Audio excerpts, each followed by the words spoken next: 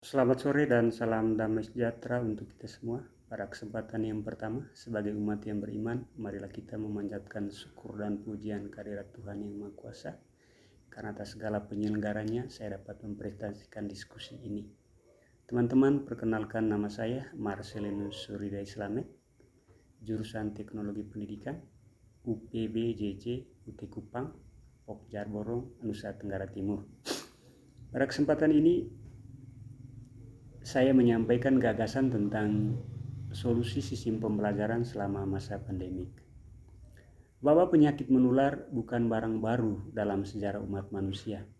Sudah sejak dulu wabah berulang kali melanda pemukiman manusia. Dan cara mengatasinya dengan membatasi pergerakan warga dan karantina mandiri. Dalam konteks Indonesia disebut dengan PSBB, PPKM, dan mengikuti protokoler kesehatan secara ketat dan penuh disiplin dan tanggung jawab moral. Maka isu yang terpenting pendidikan selama COVID-19 adalah menyesuaikan sistem pembelajaran selama masa pandemik. Meskipun COVID-19 merupakan pandemik baru, tetapi telah menimbulkan bahaya yang begitu besar pada manusia dan kemanusiaan, baik di level global, nasional maupun lokal. COVID-19 begitu cepat mengubah gaya hidup manusia di seluruh dunia, yaitu tinggal di rumah dan isolasi, menjaga dan merawat diri sendiri, bekerja dan belajar dari rumah. COVID-19 telah membatasi kebebasan seseorang untuk bergerak, berdagang, dan berasosiasi atau berkumpul.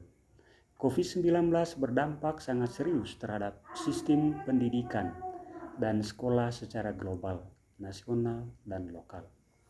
Usaha untuk menghentikan penyebaran COVID-19 dengan menutup pintu-pintu sekolah atau dengan pembelajaran tatap muka secara terbatas atau juga disebut dengan PJJ, pembelajaran jarak jauh atau online dan belajar dari rumah.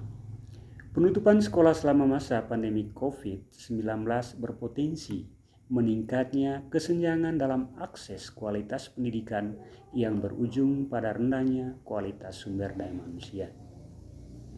Ancaman COVID-19 secara negatif telah mempengaruhi aktivitas pendidikan di seluruh dunia, baik di level internasional, nasional, dan lokal. Penutupan sekolah berdampak pada biaya ekonomi, sosial, dan pendidikan yang sangat mahal. Secara khusus, terutama dampak yang sangat berat bagi siswa dan keluarga yang tidak mampu.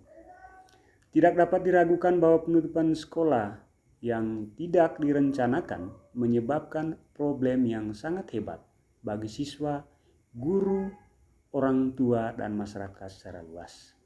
Hal ini dapat secara negatif mempengaruhi minat dan kinerja akademik dari siswa itu sendiri. Jikalau siswa tidak terlibat secara proaktif, hal ini bisa menyebabkan kemalasan yang berakibat fatal pada keterlibatan anak-anak dalam kejahatan, kekerasan, kehilangan minat dalam belajar, dan kinerja akademik yang buruk. Juga sebenarnya perkembangan anak disabilitas terancam. Akses layanan kesehatan dan pendidikan bagi anak-anak dengan disabilitas semakin terbatas pada masa pandemi COVID-19, bahkan beberapa berhenti. Kondisi ini membuat anak dengan disabilitas terancam mengalami kemunduran karena gangguan pembelajaran dan layanan kesehatan. Anak dengan disabilitas lebih rentan terpapar COVID-19 dibandingkan dengan anak-anak lainnya karena mereka bergantung pada orang lain untuk memenuhi kebutuhan. Selain itu, beberapa di antara mereka yang mempunyai komorbid atau penyakit penyerta. Penutupan sekolah menimbulkan kontroversi, pro dan kontra, dan hal ini dapat menimbulkan efek yang besar pada sejumlah murid yang berkebutuhan khusus atau siswa dengan belajar yang sulit, seringkali menuntut perhatian fisik dan tuntunan atau bimbingan dari para guru. Meskipun teknologi dapat digunakan untuk belajar dari rumah, tetapi tidak dapat menggantikan pentingnya pengaruh face to face atau tatap muka, interaksi antara guru dengan siswa. Selain itu, banyak siswa yang tidak memiliki perangkat gawai untuk mengakses informasi atau materi pembelajaran di dalam internet. Memunculkan debat perubahan model pembelajaran. Model pembelajaran dari sistem tatap muka ke sistem pembelajaran jarak jauh, belajar dari rumah, itu sejak tanggal 16 Maret 2020. Untuk membantu siswa di daerah terpencil yang kesulitan mengakses internet, Mendikbud menggagas program belajar dari rumah melalui program TVRI. Harapannya, anak-anak bisa memperoleh stimulus untuk terus belajar dari rumah. Penyusunan kurikulum, Mendikbud meminta agar para guru-guru tidak fokus mengejar target kurikulum semata, melainkan juga membekali siswa dengan sistem atau kemampuan hidup yang syarat dengan nilai-nilai kualitas karakter, penguatan karakter. Tujuannya agar pembelajaran jarak jauh tidak membebani guru dan orang tua, terutama siswa sebagai sosok terpenting dalam pendidikan. Mendikbud mengatakan guru tidak perlu menyelesaikan semua materi dalam kurikulum. Yang paling penting adalah siswa masih terlibat dalam pembelajaran yang relevan, seperti keterampilan hidup, kesehatan, dan empati. Pandemi COVID-19 menghentikan sebagian besar aktivitas pembelajaran tatap muka yang berdampak besar pada meningkatnya pembiayaan pendidikan. Berangkat dari proyeksi potensi risiko negatif, maka ada dua pertimbangan yang harus diputuskan pemerintah ketika menyusun alokasi anggaran pendidikan. Pertimbangan pertama menyangkut peruntukan untuk meningkatkan infrastruktur, akses pembelajaran dan perangkat pembelajaran digital. Pertimbangan kedua mengenai peruntukan peningkatan kualitas pembelajaran untuk membantu sekolah secara finansial. Setidaknya ada sejumlah kebijakan afirmatif. Penyusunan pemanfaatan bantuan operasional sekolah yang fleksibel untuk memenuhi kebutuhan sekolah selama pandemik. Ada juga bantuan kuota internet untuk guru dan siswa selama bulan September sampai dengan Desember tahun 2020. Demikian pun pada tahun 2021 mulai bulan September sampai dengan Desember. Pengembangan digitalisasi sekolah, kemerdekaan bagi murid untuk mendapatkan informasi dan konten yang setara. Kemerdekaan untuk di daerah manapun mendapatkan akses konten, kurikulum yang baik, akses pelatihan, dan akses kepada data, dan juga berbagai macam bantuan melalui digital. Ada 4 bagian penguatan.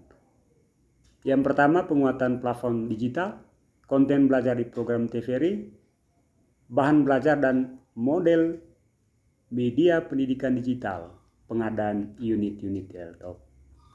Ada juga upaya memberi pendampingan pelatihan virtual untuk guru dalam bentuk aplikasi dan modul pembelajaran. Saat ini targetnya bukan lagi menuntaskan kurikulum, tetapi melakukan adaptasi dengan model-model pembelajaran yang sesuai, seperti pembelajaran bermakna dan yang mendalam, yang pada prinsipnya menghadirkan model pembelajaran yang membahagiakan tanpa menambah lagi beban bagi siswa orang tua yang tentu sudah berat dan stres akibat pandemi COVID-19 ini. Perdebatan penutupan sekolah dan PJJ atau BDR telah menimbulkan perdebatan dalam kebijakan pendidikan berkaitan dengan hak hidup akibat meluas dan meningkatnya serangan COVID. Ketegangan ini mencerminkan ketegangan dalam pendidikan yang dikendalikan oleh komersialisasi pendidikan dan digitalisasi pendidikan, dan pembelajaran yang mendalam dan bermakna demi kesejahteraan dan kebahagiaan bersama. Demikian penjelasan saya. Atas perhatian kita semua dari tempat ini saya ucapkan terima kasih dan selamat sore.